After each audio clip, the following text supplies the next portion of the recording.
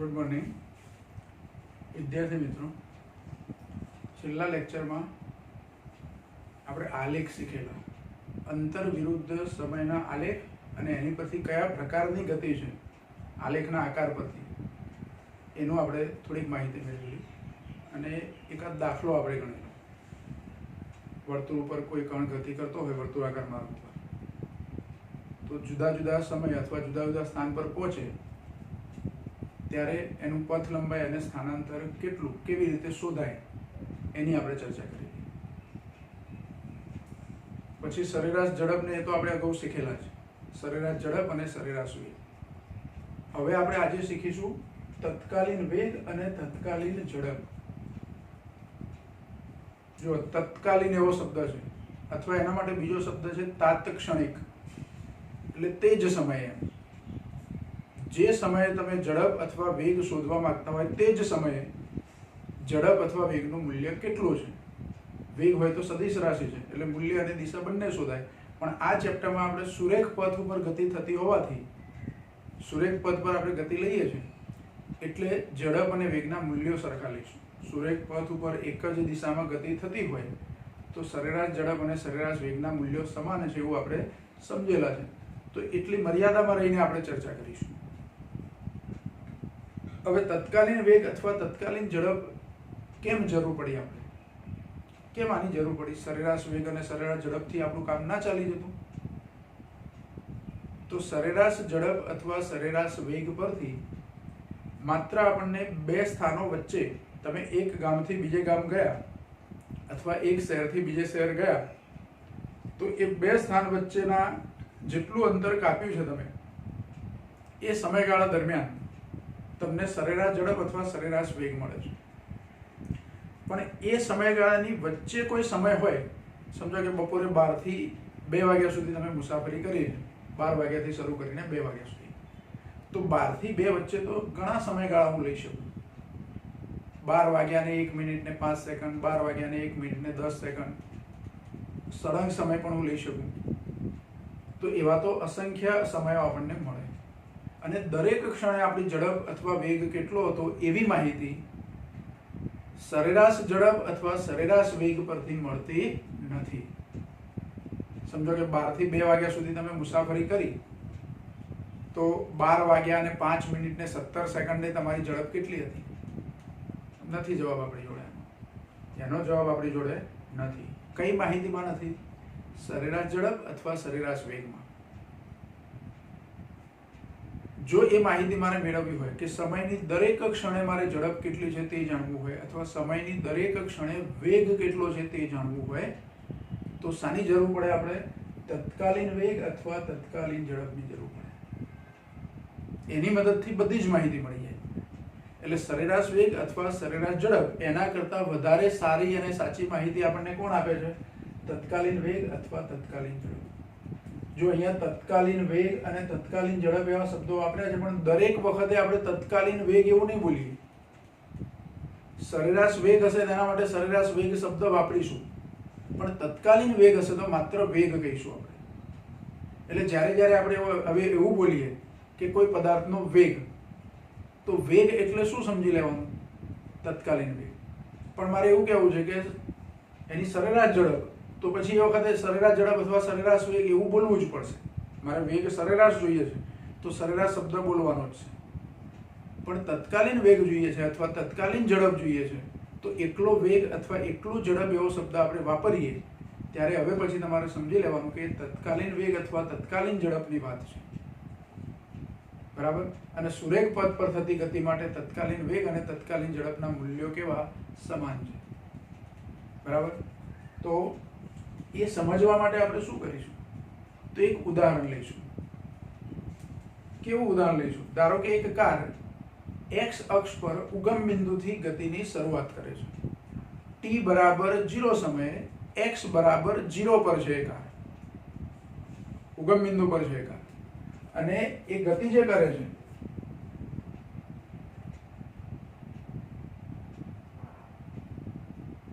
ધારો કે આ x અક્ષ છે અને અહીંયા ઉગમ બિંદુ એટલે x બરાબર 0 t બરાબર 0 સમયે કાર આટલે છે અહીંયા, અને t બરાબર 0 સમય પછી એની ગતિની શરૂઆત થાય છે.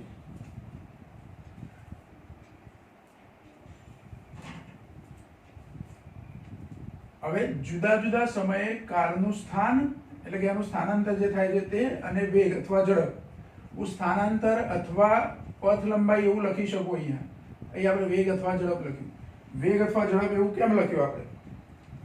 તો જે કાર જે ગતિ કરે છે એ સુરેખ પથ ઉપર છે, અને સુરેખ પથ પર આપણે કીધું કે સ્થાનાંતર અને પથ લંબાઈ સમાન હોય.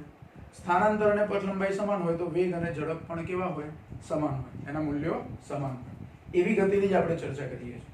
હવે આપણે એવું ધારી લઈએ છીએ, ધારો કે 0 સમયે t બરાબર 0 સમયે એનું સ્થાનાંતર અથવા એનું સ્થાન કયું છે? તો ઉગમ બિંદુ પર, એટલે 0. હજુ 0 સમયે હજુ ગતિની શરૂઆત થઈ નથી, પણ હવે ગતિની શરૂઆત થશે. તો એ વખતે એનો વેગ પણ કેટલો છે? 0 છે. જો કારની અંદર આપણને જે સ્પીડોમીટર આપ્યું હોય છે એ કયા એકમમાં ઝડપ અથવા વેગ દર્શાવે છે? તો કિલોમીટર પ્રતિ કલાકમાં. પણ આપણે એવું ધારી લો કે એ સ્પીડોમીટર આપણે એવું બનાવ્યું છે કે જે મીટર પર સેકન્ડમાં આપણને ઝડપ માપીને અથવા વેગ માપીને આપે છે. અને કાર ડ્રાઈવર તો ડ્રાઈવ કરવામાં એનું ધ્યાન હશે, કાર ચલાવવામાં એનું ધ્યાન હશે. એટલે કારનો જે ડ્રાઈવર છે એની બાજુમાં બીજી એક વ્યક્તિ બેઠી છે જે અવલોકન લેવા માટે સ્પેશિયલ આપણે બેસાડ્યો છે. એ કયા અવલોકનો લે છે? તો એની જોડે એક ઘડિયાળ છે, સ્ટોપ વોચ છે.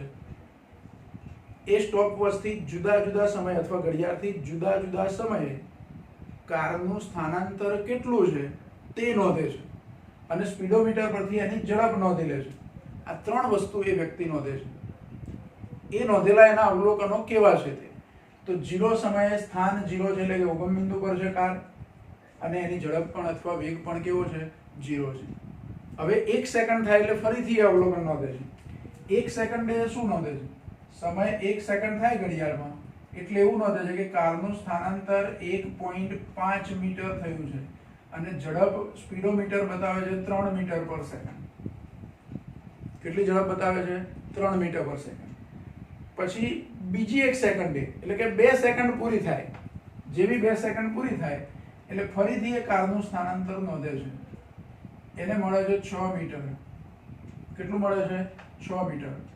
એ વખતે એની ઝડપ છે પણ 6 મીટર. 6 મીટર પર સેકન્ડ. ઝડપ કેટલી છે? 6 મીટર પર સેકન્ડ. પછી 3 સેકન્ડ પૂરી થાય એટલે ફરીથી અવલોકન નોંધે છે.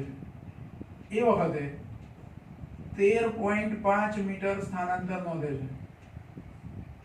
કેટલું સ્થાનાંતર નોંધે છે? 13.5 મીટર. ઝડપ એ વખતે એની 9 છે. કારની ઝડપ કેટલી છે? 9 મીટર પર સેકન્ડ. એ રીતે 4 સેકન્ડે અવલોકન નોંધે છે. એનો જવાબ છે 24. 4 સેકન્ડે જવાબ કેટલો છે? 24. અને ઝડપ છે 12 મીટર પર સેકન્ડ.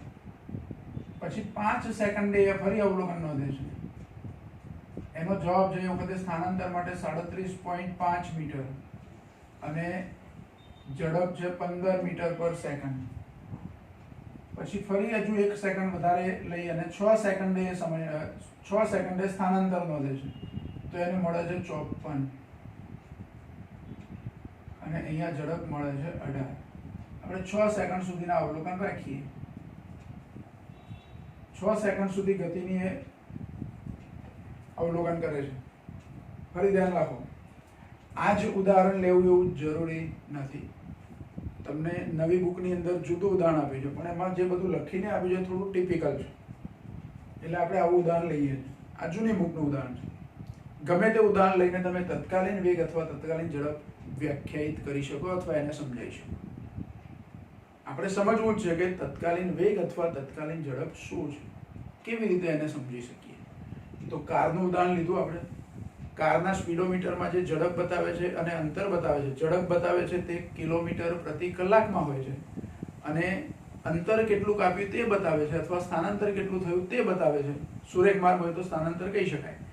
તો એ સ્થાનાંતર જે થાય છે તે કિલોમીટરમાં બતાવે છે, પણ આપણે કારના સ્પીડોમીટરમાં થોડો ચેન્જ કરી દીધો છે. કિલોમીટર પ્રતિ કલાક ઝડપ હોય એને બદલે મીટર પર સેકન્ડમાં બતાવે છે, અને સ્થાનાંતર અથવા અંતર જે કાપ્યું છે તે મીટરમાં બતાવે છે. અને પહેલી 6 સેકન્ડ સુધીના અવલોકનો એ ડ્રાઈવરની બાજુમાં બેઠેલી વ્યક્તિએ લીધા છે.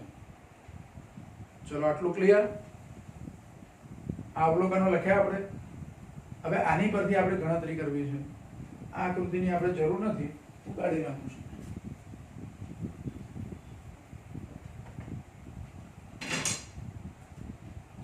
હવે જુઓ, મારે કોઈ એક સમયે આપણે કીધું કે સરેરાશ ઝડપથી કોઈ સમયગાળો આપણે લીધો હોય, 2 કલાકનો સમયગાળો કે 60 સેકન્ડનો સમયગાળો, જે સમયગાળો લીધો હોય એ સમયગાળાની વચ્ચેની ક્ષણોની ઝડપ વિશેની માહિતી અથવા વેગ વિશેની માહિતી સરેરાશ ઝડપ અથવા સરેરાશ વેગમાં નથી. મારે અહીંયા અત્યારે હાલ સરેરાશ ઝડપ શોધવી હોય તો શોધી શકું. કોઈ સમયગાળો નક્કી કરી દઉં કે 6 સેકન્ડ માઇનસ 0 સેકન્ડ એટલે ડેલ્ટા ટી 6 સેકન્ડ થાય. આ t1 સમય લઉં અને આ છેલ્લો છે તે t2 સમય લઉં, તો t2 માઇનસ t1 એટલે કેટલા થયા? તો 6. એ વખતે અંતર કેટલું કપાયું છે? તો 54 માઇનસ 0. આ x2 અને આ x1, તો x2 માઇનસ x1 એટલે 54. 54 ભાગ્યા 6 જે જવાબ આવે તે, બરાબર. તો એ શું થયું? સરેરાશ ઝડપ થઈ. અને એ કેટલી આવશે? 9 આવશે. પણ સરેરાશ ઝડપ પરથી હું એવું ના કહી શકું કે 4 સેકન્ડે ઝડપ કેટલી હતી. એ તો અહીંયા આપણે લખી છે એટલે તમે કહી શકો. ધારો કે આ મેં ના લખ્યું હોત તો હું તમને એવું પૂછું કે એ વ્યક્તિ આ 2 જ અવલોકનો નોંધ્યા છે, ઝડપના અવલોકન નથી નોંધ્યા. આ તો આપણે અહીંયા બાજુમાં બતાવ્યા છે, પણ ધારો કે ઝડપના અવલોકનો તમારી જોડે નથી, જુદા જુદા સમયના. હું સરેરાશ ઝડપ શોધી કાઢું છું, જવાબ મને મળે છે 9. અને પછી એવો પ્રશ્ન પૂછું કે તો 4 સેકન્ડે ઝડપ કેટલી હતી મને કહો. અવલોકન કોઠા પરથી આપણે આ કોષ્ટક પરથી 4 સેકન્ડે 12 છે એવું આપણને દેખાય છે. ધારો કે ના લખ્યું હોત તો તમે વિચારતા થઈ જતા. એટલે સરેરાશ ઝડપ પરથી દરેક ક્ષણની ઝડપની માહિતી આપણને મળતી નથી, અથવા સરેરાશ વેગ પરથી દરેક ક્ષણના વેગની માહિતી મળતી નથી. હવે એવું સમજો કે આ મૂલ્ય આપણી જોડે નથી, અહીં નોંધેલા છે પણ ધારો કે નથી, અને મારે 3 સેકન્ડે એક્ઝેક્ટ 3 સેકન્ડે ઝડપ કેટલી હતી તે શોધવું છે. 3 સેકન્ડે ઝડપ કેટલી હતી તે આપણે શું કરવું છે? ગણતરી કરીને શોધી કાઢવું છે. તો એ ગણતરી કેવી રીતે થશે તે તો શરૂઆત કરીશું આપણે સરેરાશ ઝડપથી. શરૂઆત કેવી કરીશું? સરેરાશ ઝડપથી અથવા સરેરાશ વેગથી. આ ખાસ ધ્યાન રાખો, સુરેખ પથ પર એક જ દિશાની ગતિ છે એટલે આપણે સરેરાશ ઝડપ અથવા સરેરાશ વેગ બોલીએ છીએ અને એના મૂલ્યો સરખાવે. ખ્યાલ આવ્યો? વક્ર માર્ગે ગતિ થતી હોય તો સરેરાશ ઝડપનું મૂલ્ય વધારે હોય ને સરેરાશ વેગનું મૂલ્ય ઓછું હોય. પણ એ વસ્તુ ભૂલી જ જાઓ હમણાં કે વક્ર માર્ગે ગતિ થાય છે, સીધી લીટીમાં જ ગતિ થાય છે, એક જ દિશામાં. હવે મારે સરેરાશ વેગ શોધવો છે, તો સરેરાશ વેગ શોધવા માટે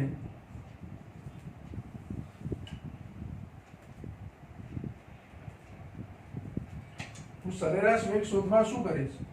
તો 2 સમયો નક્કી કરીશું. પહેલા તો એક સમય લઈ લઉં છું t1, 3 સેકન્ડ ને હું t1 સમય કહી દઉં, અને 6 સેકન્ડ છે એને t2 સમય કહી દઉં.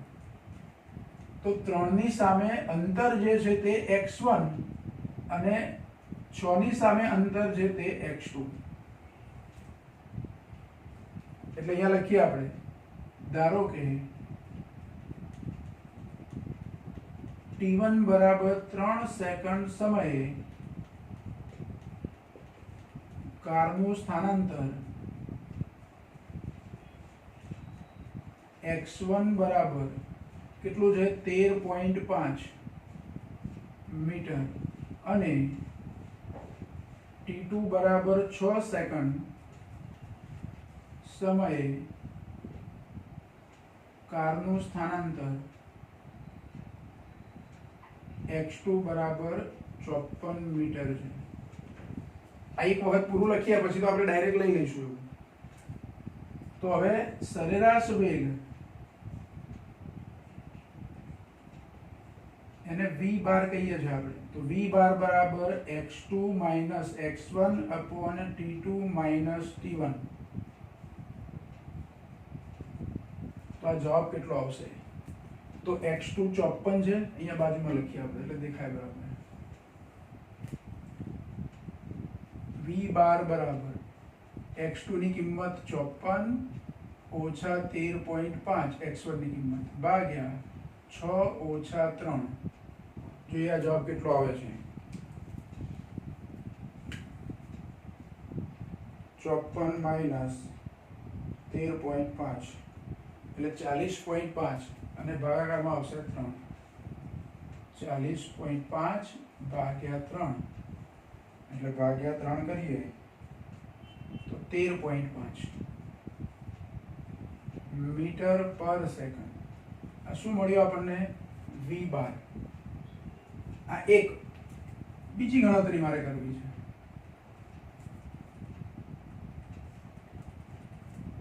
અને આ જે સરેરાશ વેગ મળે એને હું v1 કહી દઉં છું. શું કહી દઉં? v1. કેટલો વેગ મળ્યો આપણને સરેરાશ? 13.5. હવે હું સમયગાળો થોડો ઓછો કરી દઉં એટલે t2 અહીંયા છે 6, એને બદલે 5 કરી દઉં તો x2 કયા થઈ જશે એ વખતે? 37.5. એટલે હવે હું જુઓ આખું વાક્ય નથી લખતો પણ t1 બરાબર 3 સેકન્ડ લઉં એ વખતે x1 કેટલા છે? તો એ તો 13.5 મીટર છે અને t2 બરાબર 5 સેકન્ડ લઈ લઉં એ વખતે x2 કેટલા છે? તો 37.5 મીટર. આ મૂલ્યોનો ઉપયોગ કરી અને સરેરાશ ઝડપ v2 બાર શોધું. શું શોધું? v2 બાર. તો v2 બાર બરાબર ફરીથી સૂત્ર કયું? x2 minus x1 upon t2 minus t1 બરાબર x2 37.5 માઇનસ x1 છે 13.5 ભાગ્યા t2 એટલે 5 ઓછા t1 એટલે 3. એટલે 37.5 માંથી 13.5 બાદ કરવાના. 37.5 માઇનસ 13.5 એટલે 24 આવે ભાગ્યા આ તફાવત કેટલો સમયનો? 2. એટલે આપણો જવાબ v2 બાર બરાબર 12 મીટર પર સેકન્ડ.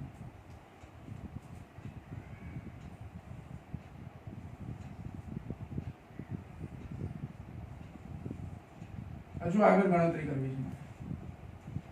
જો બીજી એક વસ્તુ તમને કહી દઉં વધારાની કે આપણો ટાર્ગેટ શું છે? મારે એવું શોધવું છે કે 3 સેકન્ડે ઝડપ કેટલી છે. એક્ઝેક્ટ 3 સેકન્ડે. કોષ્ટકમાં આપણને દેખાય છે ઝડપ 9 છે, પણ ધારો કે આ મૂલ્ય તમારી જોડે નથી. આ અવલોકન લીધું જ નથી પેલા ડ્રાઈવરની બાજુમાં બેઠેલા માણસે. આ અવલોકન નથી લીધું આખું ઝડપનું, ખાલી આ 2 જ કોલમ એને લખ્યા છે. અને તમને એવો પ્રશ્ન પૂછ્યો કે સરેરાશ ઝડપના સૂત્રનો ઉપયોગ કરી 3 સેકન્ડે મને તત્કાલીન ઝડપ શોધી આપો. તો પહેલા મેં શું કર્યું? સમયગાળો 3 સેકન્ડનો લીધો. પહેલી ગણતરીમાં સમયગાળો કેટલો લીધો? 3 સેકન્ડનો. 6 ઓછા 3 એટલે 3 સેકન્ડનો સમયગાળો. સમયગાળો થોડો નાનો કર્યો, 1 સેકન્ડ ઓછી કરી દીધી. કેટલો સમયગાળો લીધો આપણે? 2 સેકન્ડ. હજુ 1 સેકન્ડ ઓછી કરી દીધું. 5 સેકન્ડે જે મેં અંતર લીધું એના બદલે 4 સેકન્ડે અંતર છે એનું. t1 અને x1 તો એના જ રાખવાના. કેમ કે t1 બરાબર 3 સેકન્ડે તમારે ઝડપ જાણવી છે એટલે t1 એના જ રાખવાના. t1 એના જ રહેશે એટલે x1 પણ એના જ રહેશે. બદલાશે શું? તો સમયગાળો નાનો કરવા માટે t2 ઓછા કરતા જવાના. એટલે હવે હું શું કરું છું? તો t1 અને x1 તો એના જ છે કે t1 બરાબર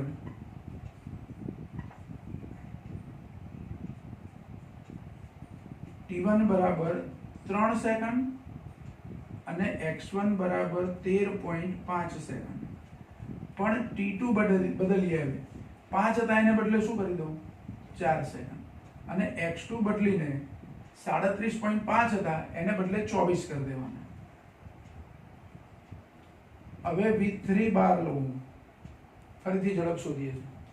તો v3 બાર બરાબર શું થશે? હવે ડાયરેક્ટ લખું છું, આ સૂત્ર લખ્યા વગર. x2 minus x1. x2 કેટલા? 24 માઇનસ 13.5 ભાગ્યા 4 ઓછા 3 4 ઓછા 3 એટલે 1 થશે. 24 માંથી 13.5 માઇનસ કરવાના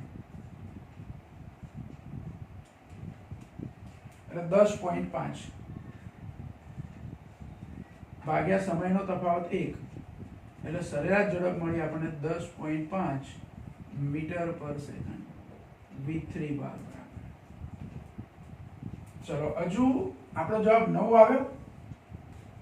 ખરેખર તો 3 સેકન્ડની ઝડપ કેટલી છે? 9 છે, પણ આપણે સમયગાળો મોટો લીધો, 1 સેકન્ડનો સમયગાળો, એ મોટો કહેવાય અહીંયા તો, એટલે આપણો જવાબ 9 આવતો નથી. હવે હું શું કરું, તો આ T1 તો એના જ રાખીશ, પણ T2 તરીકે 3 અને 4 ની વચ્ચેનો સમયગાળો લઈ લઉં, એટલે 3.5 લેવાય. એટલે જો હવે ચોથી જે ગણતરી આપણી આવશે એમાં T1 એના જ છે, T1 બરાબર 3 સેકન્ડ અને x1 બરાબર એ પણ એના જ છે 13.5 મીટર. પણ T2 હવે બદલીએ છીએ, T2 કેટલા લઈએ છીએ? 3.5 સેકન્ડ. પણ એ વખતે x2 કેટલા એ મારી જોડે નથી, કોષ્ટકમાં તો નથી જ. એકચ્યુઅલી આપણે અહીંયા જે કારની ગતિ જે બતાવી છે, કારની ગતિ આપણે જે રીતે બતાવી છે, જે રીતે આપણા અવલોકનો છે, ઝડપમાં દર સેકન્ડે 3 નો વધારો થાય છે, દેખાય છે આપણને. પહેલા 0 હતા, 0 માં 3 ઉમેર્યું એટલે 3, પછી 3 માં 3 ઉમેર્યું તો 6, એમાં 3 ઉમેર્યું તો 9, એમાં 3 ઉમેર્યું તો 12, 12 માં 3 ઉમેર્યું તો 15 અને 15 માં 3 ઉમેર્યું તો 18. દર સેકન્ડે ઝડપમાં થતો વધારો એક સરખો છે, વધારો એક સરખો છે, ઝડપ એક સરખી નથી દર સેકન્ડે, પણ દર સેકન્ડે ઝડપમાં થતો વધારો એક સરખો છે. એનો મતલબ કે આ ગતિ અચળ પ્રવેગી ગતિ છે. તમે 9મા ધોરણમાં શીખ્યા છો અચળ પ્રવેગી ગતિના સમીકરણો, તો એવી આ અચળ પ્રવેગી ગતિ છે. અને એમાં અચળ પ્રવેગી ગતિ કયા પ્રકારની છે? બાજુમાં લખો અહીંયા કે મારે સ્થાનાંતર શોધવું હોય તો x બરાબર v0t પ્લસ હાફ at². અચળ પ્રવેગી ગતિ માટે આવું સૂત્ર છે.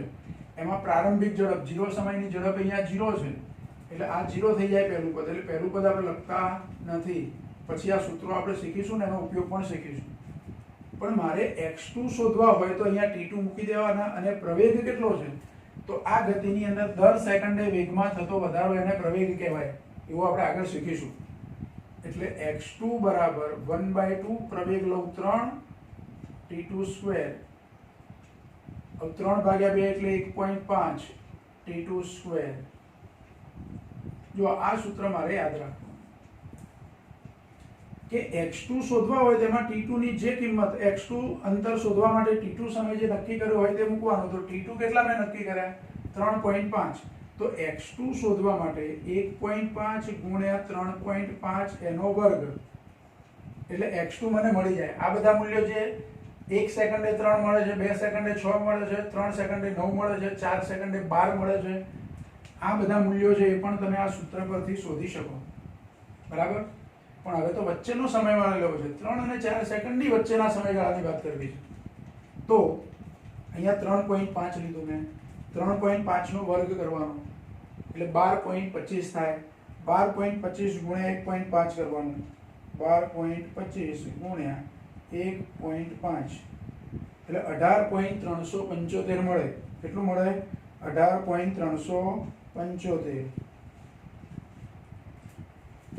તો અહીંયા 18.375 મીટર. હવે જોજો v2 v4 બાર શું આવે છે અથવા v બાર શું આવે છે. પહેલા બે અંતરોની બાદબાકી, 18.375 માઇનસ 13.5 એટલે 4.875 ભાગ્યા આ બે સમયનો તફાવત, 3.5 માંથી 3 બાદ કરવું એટલે 0.5, એટલે આ જે જવાબ આવે એને 0.5 વડે ભાગવાના.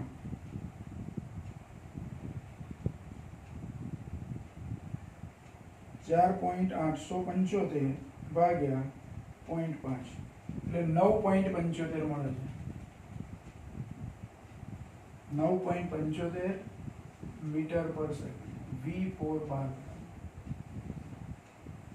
હવે જો આ ચારે ચાર ગણતરી જે આપણી થઈ એની ઉપર એક નજર નાખો. હવે સમયગાળો 3 સેકન્ડનો મેં લીધો, એટલે બધા સમયગાળા લીધા, એમાં સૌથી મોટો સમયગાળો 3 સેકન્ડનો સમયગાળો લીધો ત્યારે મને સરેરાશ ઝડપ મળી 13.5. સમયગાળો થોડોક નાનો કર્યો એટલે 12 મળ્યું. 9 ની નજીક આ બેમાંથી કયું કહેવાય? તો 12. એટલે આપણે 9 ની નજીક જઈએ છીએ. પછી હજુ સમયગાળો મેં 1 સેકન્ડનો કરી દીધો, તફાવત 1 સેકન્ડનો આવે એવી રીતે સમય લીધા, તો 10.5. એટલે 12 કરતાં પણ વધારે સારો જવાબ કહેવાય, કેમ કે આ 9.5 ની નજીક, 9 ની નજીક છે. કોની નજીક છે? 9 ની. હજુ સમયગાળો 1 સેકન્ડને બદલે કેટલો કર્યો? 0.5 કર્યો. 0.5 નો સમયગાળો કર્યો તો 9.75, એટલે 9 ની વધારે નજીક પહોંચ્યા આપણે. હજુ સમયગાળો ઘટાડો, સમયગાળો ઘટાડીને કેટલો કરીએ? તો જો t1 તો એના જ લેવાના, એટલે x1 પણ એના જ આવશે 13.5 મીટર. પણ t2 કેટલા લઈ લો? તો 3.1 સેકન્ડ લઈ લો. તો x2 કેટલા મળશે એ અહીંથી હું શોધી કાઢું. અહીંયા 3.5 ને બદલે મારે કેટલા કરી દેવાના? 3.1. 3.1 નો વર્ગ કરીને 1.5 ગુણી દઉં. 3.1 ગુણ્યા 3.1 ગુણ્યા 1.5, એટલે આ જવાબ મને 14 પોઈન્ટ કેટલો મળે છે? સોરી, હા 14 પોઈન્ટ 14.415 અહીંયા મળે છે. 14.415 મીટર. તો હવે v બાર કેટલા મળશે? પાંચમી વખત, એટલે v5 બાર. જો આ બેનો ડિફરન્સ લેવાનો. 14.415 માઇનસ 13.5 એટલે 0.915. પછી આ બે સમયનો તફાવત 3.1 માંથી 3 બાદ કરવાના, એટલે 0.1 વધે, તો 0.915 આવે અને ભાગ્યા 0.1 કરી દેવાના, એટલે 10 ગુણાઈ જાય, એટલે 9.15 મીટર પર સેકન્ડ.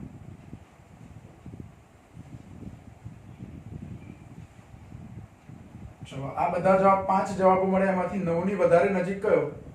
તો 9.15. કેવી રીતે આવું મેળવી શકીએ આપણે? સમયગાળો ઘટાડીને. ગતિ તો એની જ છે, પણ સમયગાળો ઘટાડ્યો. જેમ જેમ સમય t2 સમય એ t1 ની નજીક જઈએ છે, એમ v બાર છે એ 9 ની નજીક મળે છે. હજુ સમયગાળો ઘટાડ્યો. એક છેલ્લું અવલોકન લઈ લઈએ આપણે. t1 બરાબર એના જ, એટલે x1 તો એના 13.5 મીટર. t2 કેટલા લઈએ આપણે? તો અહીંયા 3.1 સેકન્ડ લીધી, એને બદલે 3.01 સેકન્ડ લઈ લો. બરાબર? તો x2 કેટલા મળશે અહીંથી શોધી કાઢો. અહીંયા મારે 3.01 લેવાના, અને એનું સાદું 3.01 ગુણ્યા 3.01 ગુણ્યા 1.5, એટલે 13.59 આવું મળે છે. જો આખું મૂલ્ય લખું છું, 13.59 આવું મળે છે મીટર. મેં આખો જવાબ કેમ લખ્યો પછી સમજાવું તમને. હવે v6 બાર કેટલા મળે? તો x2 માઇનસ x1, એટલે કે આ જે જવાબ મળે એમાંથી 13.5 બાદ કરવાના, એટલે 0.0915 ભાગ્યા સમયનો તફાવત લો તો 3.01 માંથી 3 બાદ કરો એટલે 0.01, અને આનો જવાબ મેળવું તો મને 9.015 મળે મીટર પર સેકન્ડ. હવે આ 6 જવાબમાંથી 9 ની નજીક કયો વધારે જવાબ છે? તો છઠ્ઠો. જો અહીંયા 9.15 હતા, અહીંયા 9.015 મળે. હવે સમજો કે અહીંયા 3.01 ને બદલે 3.001 લઈ લઉં, તો પોઈન્ટ પછી 2 0 રાખું એવો સમયગાળો લઉં તો અહીંયા એક 0 આવી જશે અંદર વચ્ચે, એટલે 9.015 એવું મળશે. અને જેમ જેમ સમયગાળો વધારે નજીક લેતા જશો તેમ તમારો જવાબ વધારે ને વધારે 9 ની નજીક પહોંચી જશે. એટલે એક સમય એવો આવશે કે તમારો જવાબ એક્ઝેક્ટ 9 મળશે. અને 9 મળ્યો આપણે જે ઈચ્છતા હતા તે જવાબ, કે 3 સેકન્ડે તત્કાલીન ઝડપ જે 9 હતી કારની ઝડપ, એ ઝડપ અહીંયા આપણને મળી જાય છે. શું કરવાથી મળે છે? તો સમયગાળો અત્યંત સૂક્ષ્મ લેવાથી જે તે સમયની એક્ઝેક્ટ જે સમયે ઝડપ તમારે શોધવી હોય તે સમયની ઝડપ તમને મળી જાય છે. અને આવી ઝડપ જે મળે સૂક્ષ્મ સમયગાળા લેવાથી જે ઝડપ આપણને મળે તે ઝડપ અથવા તે વેગ એને તત્કાલીન ઝડપ અથવા તત્કાલીન વેગ કહેવાય. એટલે સમયગાળો ડેલ્ટા ટી છે, સમયગાળો એટલે ડેલ્ટા ટી, t2 - t1. આ ડેલ્ટા ટી છે એ મારે અત્યંત સૂક્ષ્મ લેવો પડે છે. મેં અહીંયા 0.01 લીધા ડેલ્ટા ટી ની કિંમત, t2 - t1 એટલે ડેલ્ટા ટી. એની કિંમત આ છેલ્લી ગણતરીમાં આપણે 0.01 લીધી, એને બદલે હું 0.0000001 એવું લઉં, પોઈન્ટ પછી 5 કે 6 0 લઈ લઉં, એટલો નાનો તફાવત લઉં તો મને એક્ઝેક્ટ 9 જવાબ મળી જાય.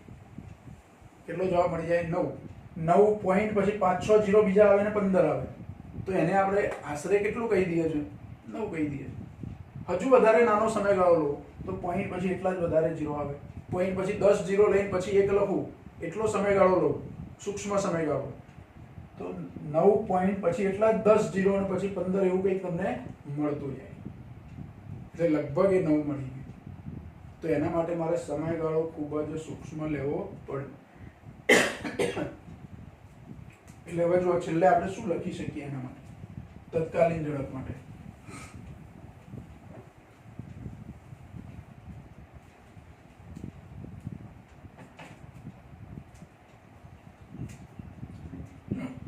આ બધા પરિણામ મળે એના નંબર આપી દઈએ, 1 2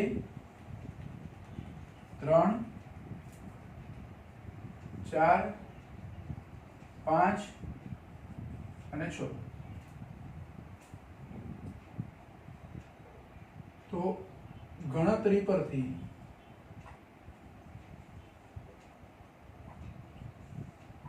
કહી શકાય કે જેમ જેમ સમયગાળો નાનો થતો જાય છે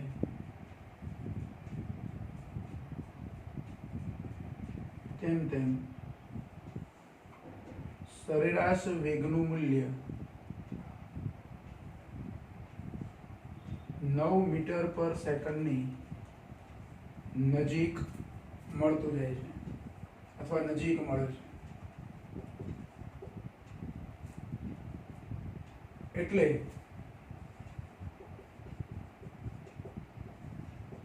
જો સમયગાળો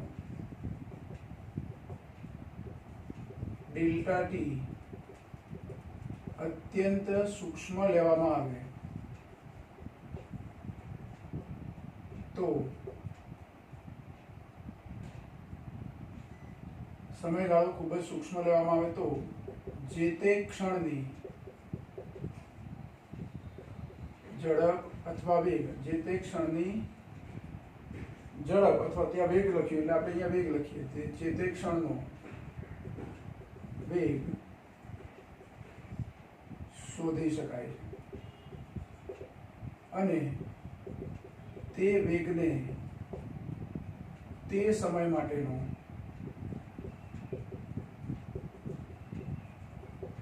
તત્કાલીન વેગ કહે છે. બરાબર. હવે સમયગાળો સૂક્ષ્મ લીધો, એને ગણિતની ભાષામાં કેવી રીતે લખાય? સમયગાળો આપણે અત્યંત સૂક્ષ્મ લઈએ જેવું કહીએ છીએ, તો એ સમયગાળાને લખાય કેવી રીતે? અત્યંત સૂક્ષ્મ સમયગાળાને ગાણિતિક ભાષામાં અથવા ગાણિતિક રીતે નીચે મુજબ લખાય.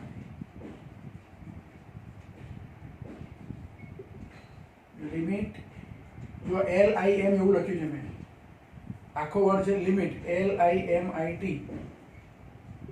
Limit delta T tends to 0 આવું લખાય. Limit delta T tends to 0. હવે ઘણી વખત ડેલ્ટા ટી છે અહીંયા લિમિટ શબ્દ લખીને બાજુમાં લખવાને બદલે આપણે નીચે લખીએ છીએ, એટલે મોટે ભાગે રીતે લખીએ છીએ. અથવા limit delta T tends to 0 આવું લખાય. આ limit delta T tends to 0 એનો મતલબ એવો, ટેન્ડ્સ ટુ એનો મતલબ ની નજીક અથવા ની તરફ. ડેલ્ટા ટી નું મૂલ્ય 0 ની ઘણું નજીક છે. 0 નથી, ધ્યાન રાખો, ઇક્વલ ટુ 0 નથી. ડેલ્ટા ટી ઇક્વલ ટુ 0 નથી, પણ ડેલ્ટા ટી નું મૂલ્ય શૂન્યની ઘણું નજીક છે. આને લખો એટલે કે ડેલ્ટા ટી નું મૂલ્ય શૂન્યની ઘણું નજીક છે. કદાચ મારે તમે એવું વિચારો કે શૂન્યની ઘણું નજીક એટલે કેટલું નજીક? તો 0 તો નહીં જ, પણ 0 ની નજીક. એટલે આવું લઈ શકું કે ડેલ્ટા ટી ઇક્વલ ટુ 0.000, થોડાક 0 મૂકી અને જ્યારે ઈચ્છા થાય ત્યારે 1 મૂકી દેવાનું. પણ 0.1 એવું નહીં લેવાનું. થોડાક 0 એટલે 4 5 6 7 0 જેટલા મૂકવા હોય એટલા 0 મૂકી અને પછી 1 મૂકો, આટલા સેકન્ડ. તો આ delta T equal to 0.0000001 second. આ સમયગાળા માટે સંકેતમાં ગાણિતિક ભાષામાં એને લખાય limit delta T tends to 0. અને આટલો સૂક્ષ્મ સમયગાળો લઈને પછી જો સરેરાશ ઝડપ લઈએ તો એ સરેરાશ ઝડપ ના રહેતા અથવા સરેરાશ વેગ ના રહેતા કયો વેગ બની જાય? તત્કાલીન વેગ મળી જાય. એટલે હવે આ તો લખવાની જરૂર નથી આપણે. આવું હવે લખું છું નીચે કે તત્કાલીન વેગ v. હવે v બાર નહીં લખવાનું, હવે v બાર લખવાનું નહીં. તત્કાલીન વેગ માટે માત્ર v સંજ્ઞા વાપરવાની છે, v બાર નથી લખવાનું. તો તત્કાલીન વેગ v બરાબર શું? તો સમયગાળો કેવો લેવાનો છે? Limit delta T tends to 0 delta x upon delta T. Actually પહેલું સૂત્ર આપણી જોડે કયું હતું? સરેરાશ ઝડપનું. પહેલા સરેરાશ ઝડપનું સૂત્ર લખી દો અહીંયા, એટલે તમને કન્ફ્યુઝન ના થાય. જો સરેરાશ ઝડપનું સૂત્ર શું હતું? v બાર બરાબર delta x upon delta T.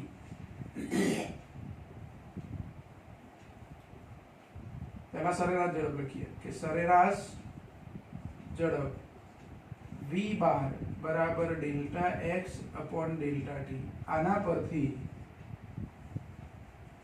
તત્કાલીન ઝડપ અથવા તત્કાલીન વેગ, અહીંયા વેગ શબ્દ જ વાપરીએ આપણે. તત્કાલીન વેગ v બરાબર અહીંયા આવું લખી દેવાનું limit delta T tends to 0 delta x upon delta T બરાબર એને સાંકેતિક ભાષામાં લખાય dx અપોન dt.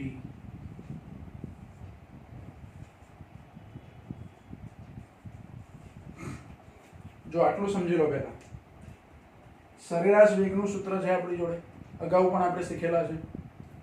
સરેરાશ વેગ v બાર બરાબર delta x upon delta T. આ સૂત્ર પરથી મારે તત્કાલીન વેગ લાવવો હોય તો આ delta x upon delta T ની આગળ બરાબરની પાછળ અને delta x upon delta T ની આગળ એટલે અહીંયા વચ્ચે શું લખી દેવાનું? Limit delta T tends to 0. એટલે આ ડેલ્ટા ટી નું મૂલ્ય શૂન્યની લગભગ નજીક લઈએ છે, શૂન્યની ખૂબ જ નજીક લઈએ છે. તો એ જે delta x upon delta T, અહીં તો delta x upon delta T જ લખવાનું. પછી નીચેના સ્ટેપમાં આ limit delta T tends to 0 delta x upon delta T એને બદલે શું લખી દેવાનું? dx upon dt. આમાં d એ આ ડેલ્ટાની માફક તફાવત દર્શાવવા માટે જ છે, સૂક્ષ્મ તફાવત. અહીં સમજો કે ડેલ્ટા એક્સ લો તો ડેલ્ટા એક્સ એ થોડોક મોટો તફાવત છે. મોટો તફાવત એટલે આ x2 - x1 કીધા એ ધારો કે આપણને 40.5 મળે અને સમયનો તફાવત 3 મળ્યો. તો આ ડેલ્ટા એક્સ એ 40.5 અને ડેલ્ટા ટી એ ધારો કે 3. એટલે બંને મોટા છે. અંતરનો તફાવત પણ મોટો છે, સમયનો તફાવત પણ મોટો છે કમ્પેરિઝનમાં, પેલા ટેન્ડ્સ ટુ 0 ની કમ્પેરિઝન. બરાબર? તો આ તફાવતો, મોટા તફાવતો દર્શાવવા માટે ડેલ્ટા વપરાય. x ની આગળ ડેલ્ટા, t ની આગળ ડેલ્ટા.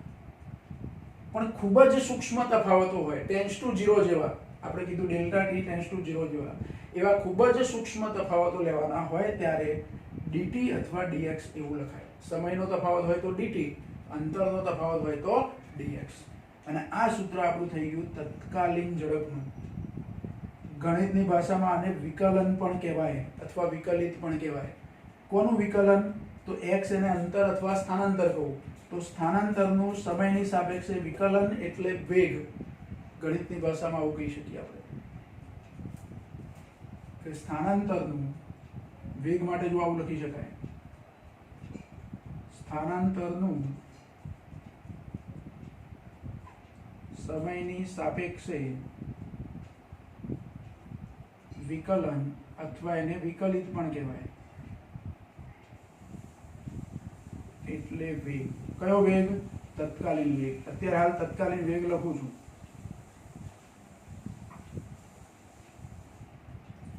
સ્થાનાંતરનું સમયની સાપેક્ષે વિકલન અથવા વિકલિત એટલે શું કહેવાય? તત્કાલીન વેગ કહેવાય. તો આ સમજૂતી થઈ આપણી તત્કાલીન વેગ. પરીક્ષામાં તમને એવો પ્રશ્ન પૂછાય ધારો કે તત્કાલીન વેગ અથવા તત્કાલીન ઝડપ યોગ્ય ઉદાહરણ આપી સમજાવો. 3 માર્કમાં, ઓછામાં ઓછો 3 માર્કની અંદર આ પ્રશ્ન તમને પૂછી શકાય. તો કારનું ઉદાહરણ આપવાનું, એના વિશે 2-4 લીટી લખવી હોય તો આપણે લખી શકીએ કે ધારો કે એક કાર ઉગમ બિંદુથી x બરાબર 0 પરથી ઉગમ બિંદુથી એટલે t બરાબર 0 સમયે ગતિની શરૂઆત કરે છે અને કારનો ડ્રાઈવર અથવા એની બાજુમાં બેઠેલો એક વ્યક્તિ જુદા જુદા સમયે કારના જુદા જુદા અવલોકનો એટલે કે સ્થાનાંતર અને ઝડપ નોંધે છે, સ્થાનાંતર અને વેગ નોંધે છે.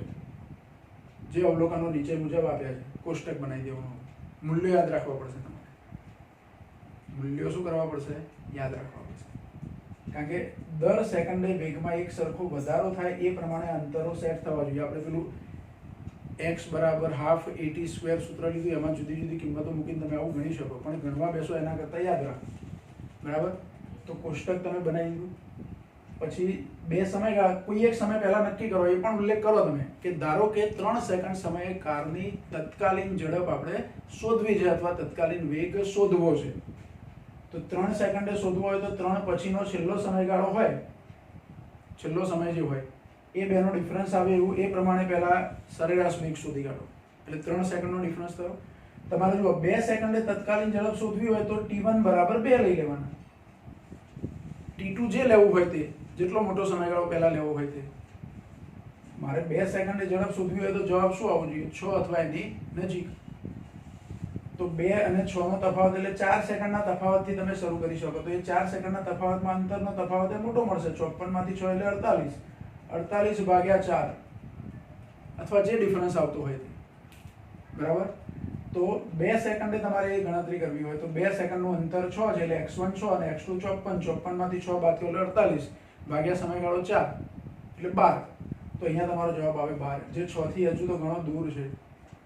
પછી 1 સેકન્ડ ઓછી કરીને સમયગાળો લો, વળી 1 સેકન્ડ ઓછી કરીને સમયગાળો લો. આપણે 3 લીધું છે. તો એમ કરતા કરતા 0.1 નો સમયગાળો આપણે લીધો ત્યારે 9 ની નજીક મળ્યો, પણ 0.01 લીધું ત્યારે 9 ની વધારે નજીક મળી. અને આવું મળી જાય એક વખત 9 ની નજીક. તમારે 6 ની નજીક લાવવાનું હોય તો 6 ની નજીક, 9 ની નજીક લાવવાનું હોય તો 9 ની નજીક. આવું મળી જાય પછી આપણે લખવાનું કે જેમ જેમ સમયગાળો નાનો લેતા જઈએ છીએ તેમ તેમ તત્કાલીન સરેરાશ વેગનું મૂલ્ય એ 9 ની નજીક મળે છે, 9 મીટર પર સેકન્ડની, અથવા આપણે 6 વાળું લીધું હોય તો 6 ની નજીક મળે છે. આવી બધી ગણતરી કરી અને પછી તમારે આમાં limit delta t tends to 0, ગાણિતિક ભાષામાં આને લખીએ તો limit delta t tends to 0 એવું લખાય. અને limit delta t tends to 0 લઈને જે વેગ શોધીએ છીએ તે વેગ કયો કહેવાય? તત્કાલીન વેગ કહેવાય.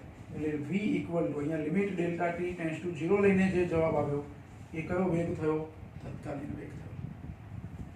આ જ વસ્તુ તત્કાલીન ઝડપ માટે છે. કારણ કે આપણે પહેલા જ શરત કીધી કે સુરેખ માર્ગ ઉપર એક જ દિશામાં ગતિ થાય એટલે તત્કાલીન વેગ હોય કે તત્કાલીન ઝડપ હોય એના મૂલ્યો કેવા હોય? સરખા હોય. આટલી સમજૂતી મેળવ્યા પછી આટલું બરાબર તમારે લખી લેવાનું, સમજી લેવાનું. બુકમાં વાંચજો એક વખત, પણ બુકમાં જે લખેલું છે અને એમાં આપણી નવી NCERTની બુકમાં એમાં ઉદાહરણ પણ જુદું આપ્યું છે, કારનું જ ઉદાહરણ આપ્યું છે, પણ સમયોને એ બધું t1 લખ્યા છે, t2 લખ્યા છે, પછી ડેલ્ટા t લખ્યા છે, x1 લખ્યા છે, x2 લખ્યા છે, ડેલ્ટા x લખ્યા છે, પછી delta x upon delta t ગુણોત્તર લાયા છે. એટલે અવલોકન કોઠો થોડો મોટો બતાવીને આપ્યો છે, લખી શકાય એવું પણ એના કરતાં આ ગણતરી તમને થોડીક સહેલી લાગશે. કોષ્ટક એક તો નાનું લાગશે, પછી આપણે t1 t2 અલગ અલગ લઈએ છીએ એ જુદી વાત છે, એ ગણતરીમાં આપણે મેન્શન કરીએ છીએ.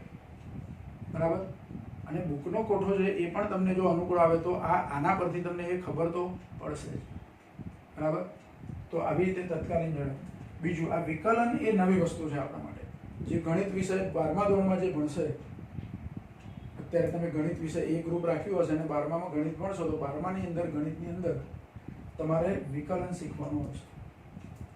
આપણે અહીંયા જેટલું જરૂર પડશે એટલું વિકલન સમજી લઈશું. નેક્સ્ટ લેક્ચરમાં આપણે એ જ વસ્તુ લઈશું કે વિકલન એટલે શું અને કેવી રીતે વિકલન કરવું અને કેવી રીતે આ તત્કાલીન ઝડપ કે તત્કાલીન વેગ શોધવું એની ચર્ચા આવતા લેક્ચરમાં આપણે કરીશું. બરાબર, આટલું બધા જ લખી લેશો અને બરાબર સમજી લેશો.